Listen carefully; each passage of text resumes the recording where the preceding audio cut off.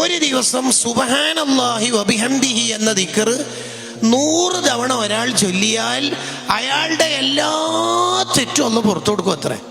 Daily 100 തവണ സുബ്ഹാനല്ലാഹി വബിഹംദിഹി എന്ന് ചൊല്ലിയാൽ ഈ 100നെ കുറിച്ച് കിതാബുകൾ ചർച്ച ചെയ്യുന്നുണ്ട്. ഇമാം ദർദരി തങ്ങൾ, നജ്മുദ്ദീൻ അൽ ഖൈത്തി തങ്ങൾ എഴുതിയ അൽ ഇബ്തിഹാജ് എന്ന ഇസ്രാ മിഅ്റാജിന്റെ മൗലിദിന് എഴുതിയ വ്യാഖ്യാനത്തിൽ ഹാഷിയയിൽ പറയുന്നുണ്ട്, ഈ 100 എന്നുള്ള തുടർച്ചയായിട്ട് തന്നെ 100 ഒറ്റ ഇരുത്തത്തിന് ചൊല്ലണമെന്നൊന്നുമില്ല. രാവിലെ ഒരു 50, വൈകുന്നേരം 50 സുബ്ഹാനല്ലാഹി വബിഹംദിഹി ഡെയിലി 100 ചൊല്ലി പൂർത്തിയാക്കിയാൽ അവരുടെ തെറ്റുകുറ്റങ്ങളൊക്കെ പൊറുക്കും. മിർദുൽ ലത്തീഫൊക്കെ ഔറാദായി കൊണ്ട് നടക്കുന്ന ആൾക്ക് സിമ്പിളായി അതിൽ ഇൻക്ലൂഡഡ് ആണ്. എന്നാൽ ഈ വഅദ് കേൾക്കുന്ന മുഴുവൻ മുഅ്മിനീങ്ങൾ ഞാനടക്കം ചിന്തിക്കേണ്ടത് സുബ്ഹാനല്ലാഹി വബിഹംദിഹി എന്നുള്ളത് എല്ലാ ദിവസവും 100 ചൊല്ലണം എന്നുള്ളതാണ്. അടുത്തത് വുളൂഇന് ശേഷമുള്ള വുളൂഇന്റെ സുന്നത്ത് നിസ്കാരം നിർവഹിച്ചാൽ അയാളുടെ ദോഷങ്ങൾ പൊറുക്കും.